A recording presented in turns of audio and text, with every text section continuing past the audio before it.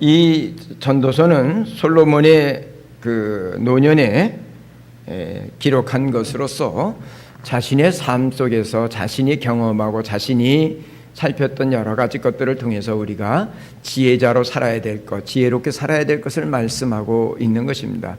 어리석은 자, 악을 행하고 하나님 말씀을 거스리면서 악을 행하는 것은 어리석은 것이고, 어리석은 그 행동들은 꼭 미친 짓과 같다고 말하면서 결국 하나님의 지혜를 가지고 살지 않으면 그 인생은 미친 짓거리를 하고 사는 것과 같은 결말을 얻게 된다는 거예요. 그래서 지혜롭게 살아야 되고 지혜를 얻어야 된다는 거죠. 그런데 전도서의 결론은 딱 한마디예요. 지혜가 뭐냐? 잠언이 얘기하고 전도서가 얘기하는 지혜는 뭐냐? 하나님을 경외하는 것이 지혜의 근본이다 그랬어요.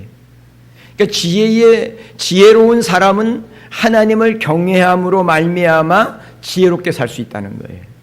그렇다면 지금 23절부터 29절까지 이야기는 내가 이 모든 것을 지혜로 시험하여서 스스로 이르기를 내가 이제 지혜자가 됐다라고 이렇게 되리라 하였는데, 그 지혜가 오히려 자기하고 멀리 있다는 것을 알게 됐다는 거예요. 오히려 이미 있는 세상의 모든 것들도 멀고 깊고 깊도록 능히 통하랴. 이게 무슨 얘기냐면 하나님께서 행하신 일들을 인간의 이 똑똑하다고 하는 솔로몬의 이 머리 가지고도 지혜 가지고도 그것을 다 통달할 수 없다는 거예요. 하나님의 지혜에 도달할 수 없다는 거예요. 오히려 그렇게 멀어진다는 거예요. 그럼 어떻게 우리가 지혜를 얻는가? 지혜롭게 살지 않으면 그 인생은 악한 것이고 어리석은 것이고 마침내는 미친 짓과 같다고 할 정도로 참으로 살펴보니 그 인생이 허망한데 어떻게 지혜롭게 살겠냐 이거죠. 그래서 워낙인 솔로몬은 이 전도서를 전체를 쓰면서 기록해 놓은 것은 하나님을 경외하는 것이 지혜의 근본이라고 하는 제 전제를 딱 정해놓고, 어떻게 보면 그것이 자기 인생의 결론인데 정해놓고 그 지혜의 근본이 되시는 하나님을 경외하는 이 삶을 지혜로운 삶이라고 하는데 어떻게 살 수 있느냐? 오늘 성경을 보면 몇 번에 걸쳐서 이렇게 얘기합니다.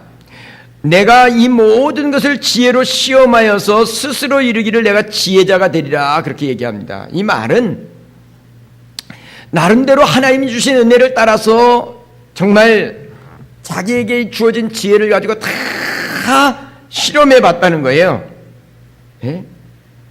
다 그것을 이렇게 시험해 봤더니 정말 틀림없는, 확실히 믿을 수 있는 사실들이 있는데 그게 뭐냐니까 하반절에 얘기하는데 지혜자가 되리라 했으나 지혜가 나를 오히려 멀리하였다는 거예요. 오히려 그렇게 다 해봤는데 지혜가 멀어져 버렸다는 거예요. 이게 무슨 얘기냐면 지혜의 왕이었던 솔로몬이 스스로 노력하고 자기 능력으로 지혜를 얻으려고 큰 노력을 했는데 깨닫게 되는 게 하나 있다는 거예요. 그게 뭐냐면 내 안에 스스로 내가 지혜를 깨달을 수 있는 능력이 우리 인간에게 없다는 거예요. 그 얘기를 지금 하고 있는 거예요. 네? 여러분, 우리가 하나님의 말씀을 묵상하고 또 묵상하고, 이게 묵상한다는 얘기는 무슨 성경책을 놓고 퀴티한다고 해서 그냥 맞나 그것만 하는 게 아니라 그 말씀을 가지고 내 삶 속에서 이게 진짜 이 말씀이 살아있는지 죽었는지 내 삶 속에서 그 말씀을 실천해보고 따라가보고 해본다는 얘기예요. 근데 궁극적으로는 그것을 통해서 깨닫는 게 있는데 딱 뭐냐면 내가 스스로 하나님 앞에 지혜롭게 살 수 없다는 것을 발견한다는 거예요. 성경 전체의 진리가 그렇게 얘기하는 거예요. 내가 이 지혜의 말씀, 진리의 말씀을 따라서 살아보려고 애쓰는데 결론은 뭐냐면 내가 아무리 지혜롭고 똑똑하고 아무리 선하고 아무리 내가 잘났다 할지라도 내가 하나님 앞에서 내 스스로 내 능력으로 내 어떤 재주로 지혜롭게 살 수 있는 방법은 없다는 거예요. 그래서 내게 없으니까, 결론은 그거예요. 내게 없으니까 지혜의 근원이 되신 하나님만 바라보면서 그를 의지하는 참된 믿음, 지혜롭게 살 수 있는 그 믿음, 하나님을 경외하는 믿음으로 나아가게 된다는 결론인 거예요. 그러니까 이게 로마서 전체가 얘기한 대로, 바울이 얘기한 대로 내가 율법으로 행해서 의롭다함을 얻을 육체가 없는데 그럼 율법이 필요 없냐, 그게 아니라는 거예요. 하나님의 말씀 율법을 통해서 그 말씀으로 내가 살아보려고 몸부림치는데 내 힘으로는 안 된다는 거죠. 그러니까 하나님 앞에 나는 오호라 공고한 사람이로다, 나는 망하게 되었다고 하는 고백을 하면서 하나님 앞에 긍휼과 자비를 구하면서 정말 거지 같은 마음으로, 이 말을 오해하지 마세요. 정말 하나님이 나를 도와주지 아니하면 나는 아무런 지혜롭게 살아갈 수 없고 미친 짓거리를 하면서 살다가 인생 끝날 수밖에 없다는 것을 그가 겸손하게 고백하면서 주님 나를 불쌍히 여기시옵소서, 나는 주의 긍휼과 자비만을 바랄 뿐입니다라고 정말 누군가가 도와주지 않으면 굶어 죽을 수밖에 없는 그 애절한 마음을 가지고 하나님 앞에 긍휼의 손을 내미는, 이게 믿음이 참된 믿음인데, 그 믿음을 통해서 하나님만 경외하는, 하나님만 의지하고 사랑하는 참된 지혜로운 삶을 살 수 있게 된다는 거예요. 지금 전도서의 기자도 구약 성도임에도 불구하고 지금 솔로몬도 그 이야기를 하고 있는 거예요. 참된 지혜는 뭐라고요? 하나님을 경외하는 거예요. 그런데 하나님을 경외하는 마음, 그 믿음, 그것이 지혜의 근본이고 지혜롭게 사는 원천인데, 그걸 그냥 사는 게 아니라 하나님의 말씀을 통해서 그 모든 것들이 시험해보고 스스로 내가 이것을 통해서 하나님 앞에 정말 서보려고 몸부림쳐 보는데 내 스스로에게는 그런 능력도 그런 재주도 없다는 것을 철저하게 깨닫고, 오히려 이제는 완전히 정말 가난한 심령을 가지고 하나님의 은혜만을 바라보면서 손을 내미는 이 상태, 그러면서 하나님께서 우리에게 베풀어 주신 그 은혜를 겸허하게 받아들이면서 하나님만 바라보고 의지하는 이 사실을, 이 믿음을 통해서 하나님을 경외함으로 얻어지는 참된 지혜의 삶을 산 것이에요. 그래서 24절에 이미 있는 것을 멀고 또 깊고 깊도다 누가 능히 통달해. 이게 그 뭐냐면, 내가 돌이켜서 전심으로 지혜와 명철을 살펴서 연구했는데 이 통달할 수가 없다는 거예요. 하나님의 깊고 오묘한 그 수준에는 도저히 도달할 수 없다는 거예요. 그냥 뭐 가만히 있어서 되는 게 아니라 하나님의 말씀을 가지고 살고 그 말씀대로 살아보려고 몸부림치는데 그 말씀대로 살아갈 수 없는 내 모습, 하나님의 은혜만 구하는 그 모습, 하나님의 깊고 오묘하고 오묘한 것을 우리 인간의 지혜로 알 수 없다는 거예요. 그래서 겸손하게 하나님의 은혜만을 구하면서 하나님을 바라보고 그 속에서 하나님의 말씀에 무조건적으로 순종해 가면서 참된 지혜자로 살아갈 수 있다고 하는 사실을 지금 말씀하고 있다는 것을 잊어버리지 않으셔야 합니다. 그러므로 우리가 지혜를 얻고자 한다면 하나님의 말씀을 통해서 자신의 삶을 통해서 그것을 그 말씀대로 살아보면서 그 말씀이 지혜의 말씀이요 생명의 말씀이라는 것을 우리가 알기 위해서 정말 솔로몬이 내 모든 것을 지혜로 시험해보고 또 내가 돌이켜 전심으로 지혜와 명철을 살펴봤다, 이건 얘기는 뭐냐면 공부만 했다는 게 아니라 자신의 인생 모두를 투자해서 그렇게 헤아려 봤더니 내게는 제로라는 거예요. 그래서 하나님만 경외하는 수밖에 없는, 그랬더니 하나님을 경외하는 마음을 가졌더니 하나님의 지혜의 삶이 내 삶에 펼쳐지더라는 거죠. 하나님을 경외하고, 그리고 하나님을 경외하기 때문에 그분의 말씀을 겸손하게 받아들이고 순종해 갔더니 내가 지혜로운 삶을 살아갈 수 있는 사람으로 바뀌어지더라는 거죠.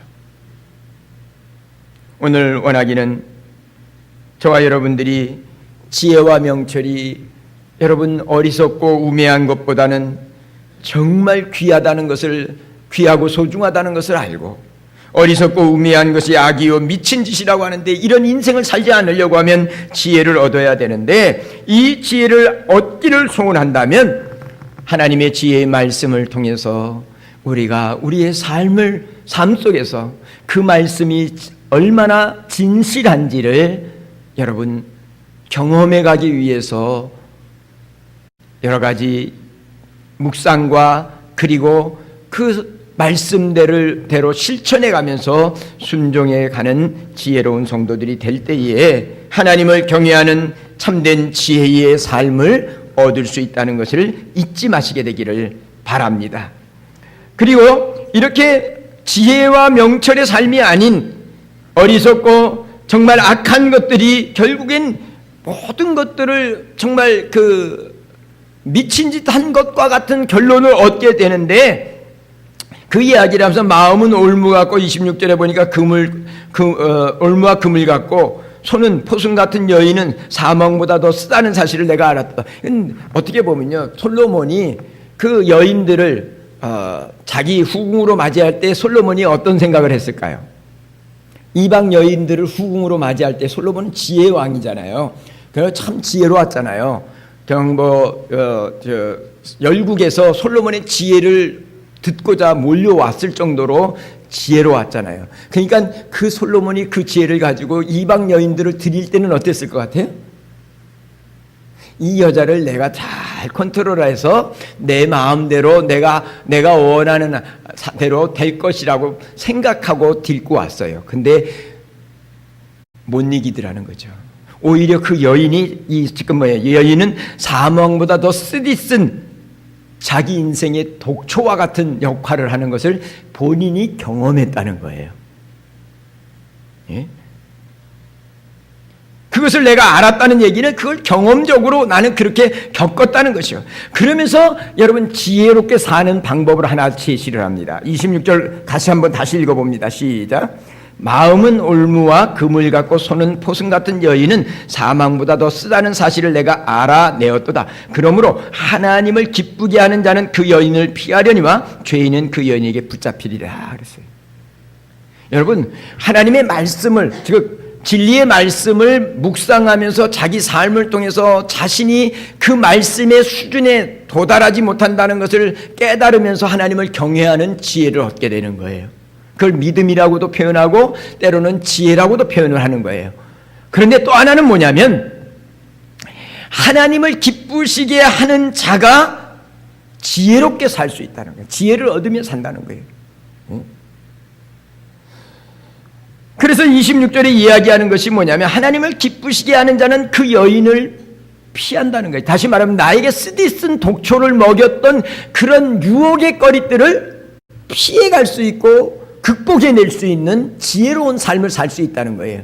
그러나 죄악을 사랑하는 죄인은 하나님을 기쁘게 하려고 하는 사람이 아니라 자신을 기쁘게 하고 사람을 기쁘게 하려고 하는 이런 죄인은 오히려 그 유혹의 여인에게 붙잡혀서 쓰디쓴 인생의 쓴맛을 겪으면서 미친 짓거리 하는 것처럼 살 수밖에 없고 악을 행하는 어리석은 삶을 살 수밖에 없다는 것을 아울러 지금 이야기하고 있는 것이에요. 여러분, 이방 여인들의 미소는 자신을 어리석게 만드는 오히려 올무와 금을 같았어요.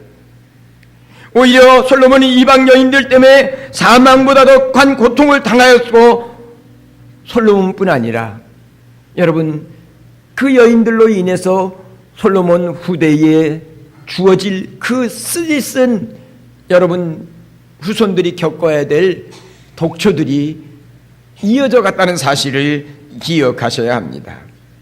우매와 어리석음은 사망보다 독한 여자와 같은 것이 되었다는 말씀입니다. 결국은 자신의 인생의 그런 고통을 자신뿐 아니라 후대에까지 물려주는 안타까운 우매한 결정들을 했었다는 사실을 이 솔로몬은 그것을 고백하고 있는 것입니다. 그러므로 그것을 피하고자 하면은 하나님을 기쁘시게 하는 자로 살아야 합니다. 여러분, 오늘도 마찬가지로 여러분들이 우리가 하나님의 지혜를 얻기를 원한다면요, 지혜로운 삶을 살기를 원한다면요, 기준이 늘 하나님을 기쁘시게 하는 선택을 해가는 거예요. 다른 게 없어요. 사람을 기쁘게 하랴 하나님을 기쁘게 하랴. 사람을 기쁘게 하면 내가 하나님의 종이 아니니라고 바울이 얘기했어요. 여러분들, 오늘날 21세기를 살아가면서 이 성경이 쓰여졌던 시대하고는 문화와 환경들이 너무나 달라요. 그래서 어떤 것들은 여러분들이 읽으면서 이건 무슨 말씀인가 어떨 때는 해석하기 힘든 부분도 없잖아. 있을 수 있어요. 그런데 딱 한 가지 방법이 있어요. 내가 이걸 어떻게 해야 될지 모르는데 이 일이 하나님을 기쁘시게 하는 걸까? 하나님을 마음을 아프게 하는 걸까?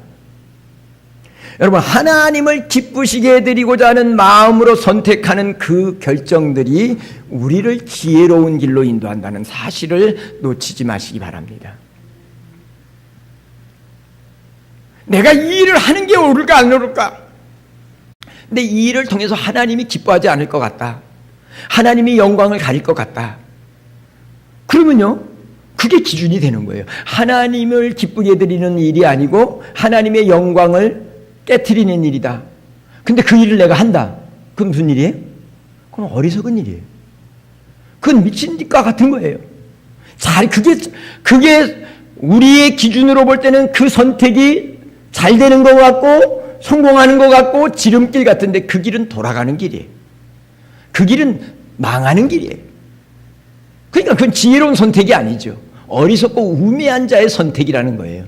그건 결국엔 이 솔로몬인 같이 똑똑한 사람이 자기 딴에는 지혜로워서 그 정도는 능히 할 수 있어 하고 하나님이 정해준, 왜냐하면 모세의 율법을 통해서 이미 기록된 그 말씀을 벗어난 거잖아요. 이방 여인들을 자기의 아내로 택해서 자기가 자기 지혜로 다 할 수 있다고 생각하고 컨트롤할 수 있고 조절할 수 있다고 생각했던 오만함 때문에 선택했는데 그 결과는 여러분, 자기도 오늘 성경이 자기가 얘기한 대로 사망보다 더 쓰디 쓴 고통을 겪었다는 거예요.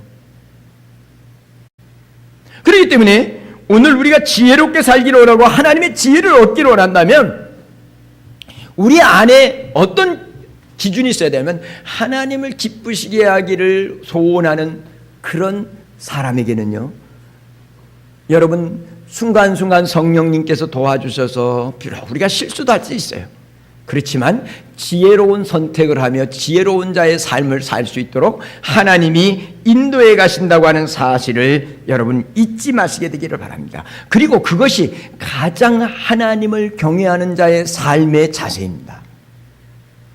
여러분, 하나님을 가장 경외하는 자는 하나님을 기쁘시게 해드리고 하나님의 영광을 위해서 살게 되는 거예요. 그게 하나님을 지혜의 근본이신 하나님을 경외하는 자의 최상의 모습이에요. 저도 모든 일을 하나님께서 즉각 그냥 기통묵시를 통해서 야, 그건 해, 그건 하지 마라 이러면 참 좋겠어. 그죠?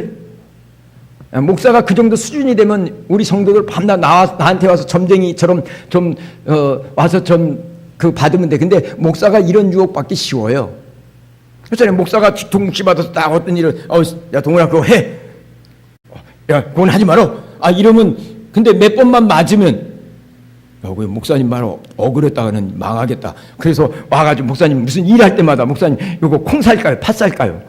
팥빙수 해 먹으려면 팥 사고 두부 해 먹으려면 콩 사이만. 그건 뭘 물어봐. 이제 그러고 말겠지만 여러분, 이게 우리가 너무 복잡한데 성경은 그렇게 복잡하게 얘기하지 않는 거예요. 하나님을 기쁘시게 해드리고 원하는 마음을 가지고 하나님 영광을 위해서 모든 일들을 선택하려고 이 마음을 가지고 살아가는데 이렇게 사는 마음을 하나님이 기뻐 받으시는 거예요. 왜요? 하나님이 우리 완전하지 않은 거 알아요. 어때는 우리가 선택한다고 했는데요, 그 선택이요, 때로는 잘한다고 정말 하나님을 기쁘시게 해드리려고 선택했는데 그 선택이 안 좋은 선택이 있을 수도 있어요. 손해나는 선택이 있을 수도 있어요. 그런데요, 내 중심에 하나님을 기쁘시게 하는 자로서 하나님이 기뻐하는 선택을 하리라 다짐하고 하나님 영광을 위해서 나는 선택하리라 다짐하고 가면요, 때로는 그런 실수까지를 통해서 하나님께서 나로 하여금 더 풍성한 지혜자의 삶을 살 수 있도록 하나님께서 유익하게 바꿔주세요. 도와주세요. 그렇기 때문에 여러분들은 오늘 우리가 이것을 잃어버리지 않았으면 좋겠습니다. 그러면서 이야기를 그 뒤로 이어가는데 전조자가 이르되 보라 내가 낱낱이 살펴 이치를 연구하고 이것을 깨달았다 그랬어요. 그러니까 솔로몬은요 그냥 하나님이 뭐 이렇게 지혜를 주시니까 뭐 그냥 지혜가 주셔서 탁 하면 뭐 딱딱딱 안 게 아니에요. 솔로몬요 이 지혜의 궁극을 찾기, 그 결말을 찾기 위해서 나름대로 무진장 연구하고 묵상하고 자기 삶 속에서 적용해보고 했다는 얘기예요. 그래야 진리를 알고 참 지혜의 삶이 뭔지를 알고 하나님만 경외하는 자로 나아가는 거예요. 그 이야기를 하면서 28절에 보면 여자분들이 조금 못마땅한 말이 하나 있어요. 내 마음이 계속 찾아보았으나 아직도 찾지 못한 것이 이것이라. 아직도 못 찾았다는 거예요. 솔로몬이 그렇게 노력했는데 인간의 방법으로는 못 찾았다는 거예요. 그러면서 얘기하는 게 천사람 가운데 한 사람을 내가 찾았으나 이 모든 사람들 중에서 여자는 한 사람도 찾지 못하였다 그랬어요. 여러분 남자 1,000명 가운데 한 사람을 얻었다고 했는데 천사람 가운데서 한 사람을 내가 찾았다는 거예요. 1,000명 중에서 한 명을. 그런데 그 중에 여자는 찾았다고 못 찾았다? 그럼 솔로몬이 여자는 우습게 여기는 걸까? 그건 아닌 것 같은데 말은 좀 그렇지. 여자들이 보면은 무슨 여자들을 좀 하급으로 생각하고 남자 우월주의를 얘기하는 것 같잖아요. 근데 이거는 유대인들이 즐겨 쓰는 이런 대꾸 구절인데 그 숫자를 이렇게 대비해서 쓰는 이 유대인들이 쓰는 어떤 그 용법이에요. 용법.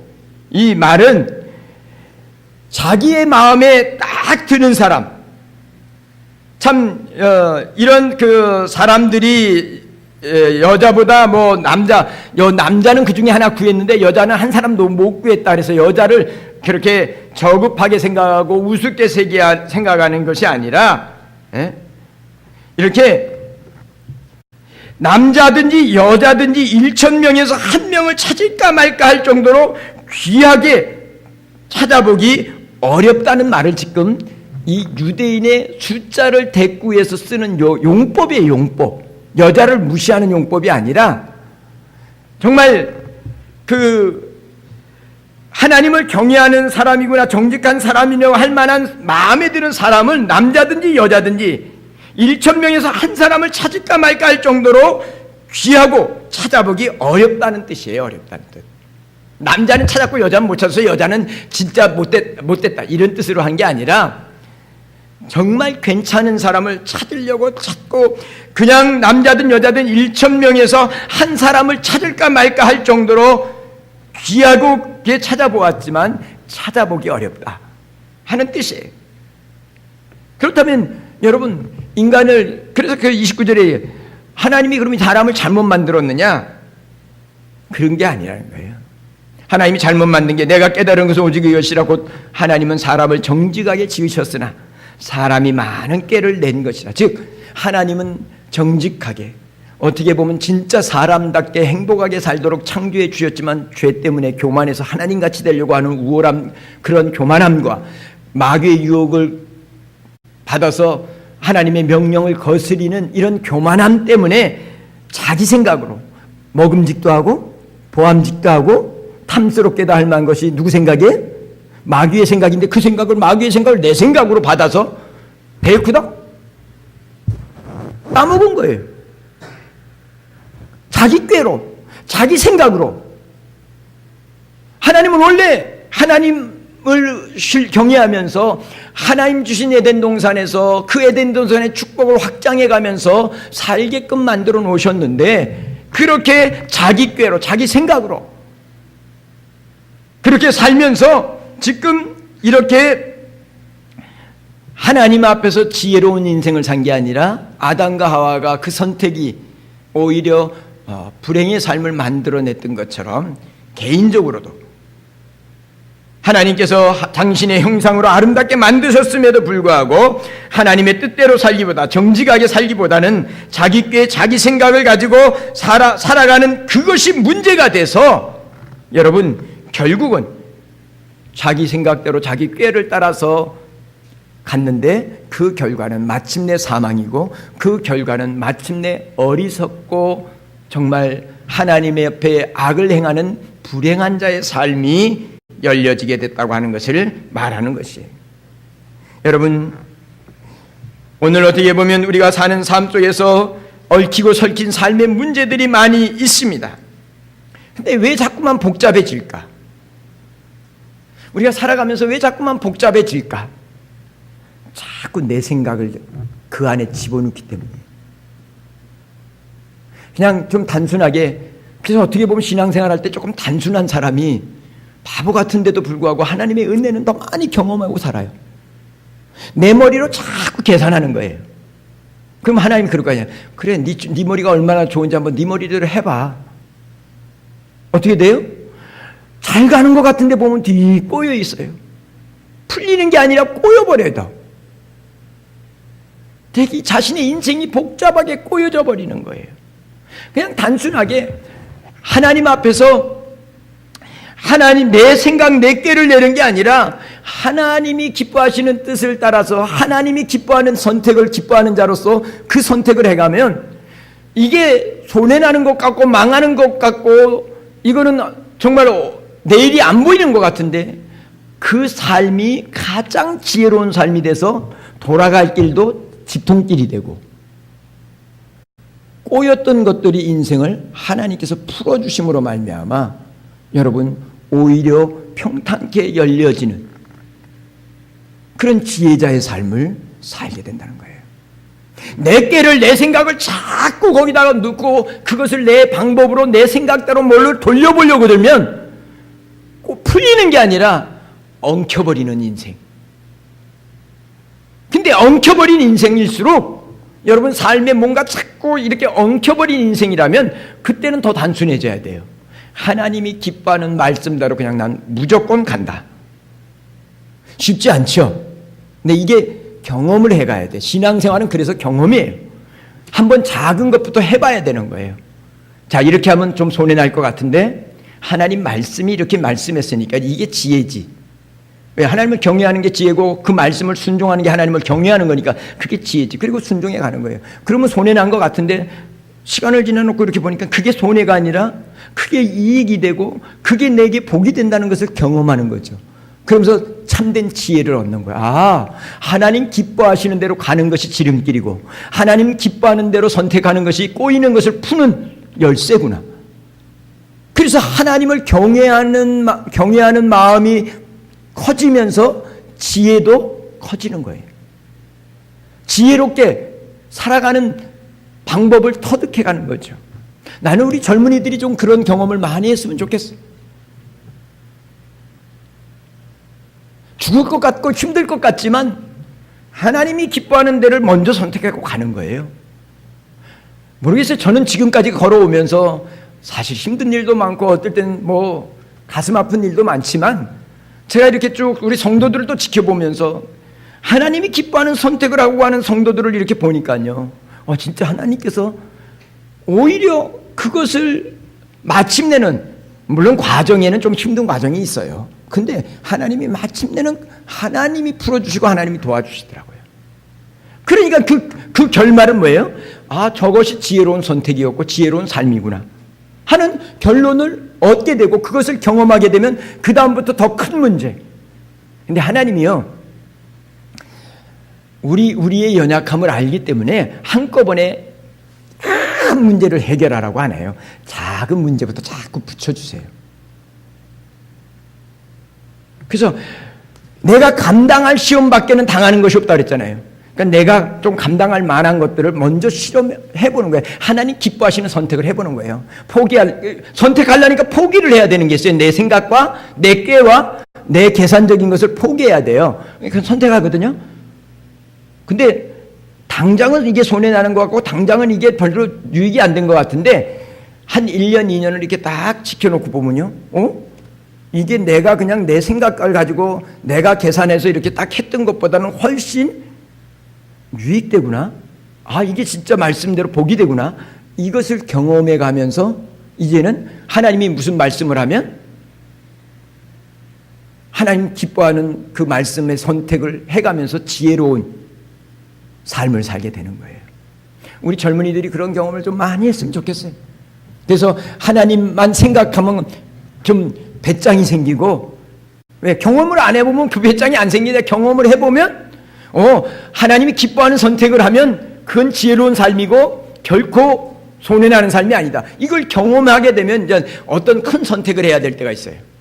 근데 그 큰 선택을 할 때도 하나님이 기뻐하는 선택을 딱 하는 거예요. 왜? 하나님을 경외하는 마음이 그동안 훈련됐거든요. 그러니까 지혜자로서 살게 되는 거죠. 제가 알기로는 우리 장로님들이나 권사님들 다 집사님들이 지금까지 적으면 적은 대로 조금 크면 큰 대로 나름대로 그런 은혜를 경험하면서 지금까지 왔다고 여겨집니다. 예? 그 지혜로운 지혜자의 선택을 하면서 살아가는 복된 성도들이 되시기를 바랍니다.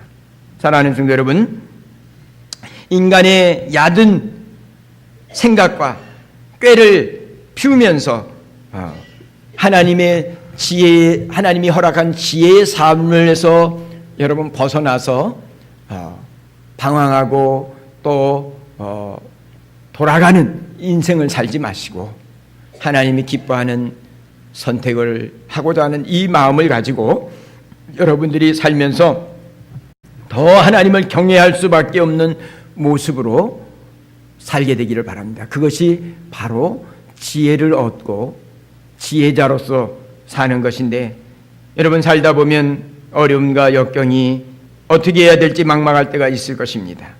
그때에도 낙심하지 마시고 야고보서 1장 5절의 말씀처럼 너희 중에 누구든지 지혜가 부족하거든 모든 사람에게 후히 주시고 꾸짖지 아니하시는 하나님께 구하라고 말씀하셨으니까, 여러분 정말 내 힘으로 어떻게 해야 될지 모르는 이 난감한 문제 앞에서도 지혜의 근원 되신 하나님 앞에 간구하면서 하나님을 의지하고 신뢰하면서 오히려 하나님의 도우심을 통해서 여러분들이 매 순간순간 지혜로운 선택을 하는 지혜자의 삶을 살아가면서 하나님께 영광을 돌리고, 또 여러분들은 가장 복 있는 자의 삶을 살아가는 은혜가 있어지게 되기를 주님의 이름으로 부탁을 드립니다. 그리고 혹이나 여러분들의 힘으로 여러분의 어떤 것으로 다 할 수 없을 안타까운 문제가 있을 때에 정말 하나님의 지혜를 구하면서 겸손하게 은혜를 구하면 주님께서는 결단코 여러분들이 구하는 거 외면하지 아니하시고, 때로는 여러분들이 하나님 어찌하면 좋을까요 하고 신음하며 부르짖는 그 소리라도 들으시고 주님께서는 여러분들에게 지혜의 길을 선택할 수 있고 하나님이 기뻐하는 선택을 하면서 여러분들이 하나님의 풍성하신 은혜를 경험하며 사는 참된 지혜자로서 살아갈 수 있도록 은혜 주실 줄 믿습니다. 이런 은혜를 누리면서 사는 복 있는 성도들이 되시기를 주님의 이름으로 축원합니다. 기도합니다. 사랑과 은혜가 많으신 하나님 아버지, 고맙고 감사합니다. 참 우리가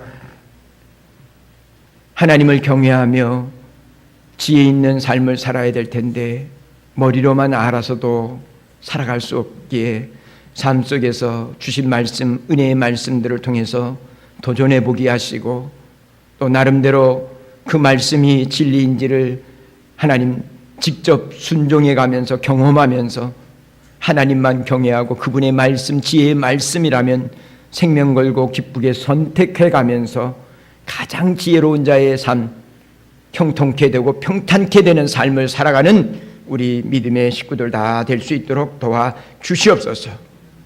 무엇보다도 하나님이 험악한 세상 무엇을 어떻게 해야 될지 암담할 때가 참 많은데 그때마다 후히 주시고 꾸짖지 아니하시는 지혜의 하나님 앞에 하나님 지혜를 구하고, 그래서 하나님의 지혜를 통해서 세상을 헤쳐가는 복 있는 주의 종들이 다 되도록 축복하여 주시옵소서. 예수 그리스도의 이름으로 기도를 드립니다.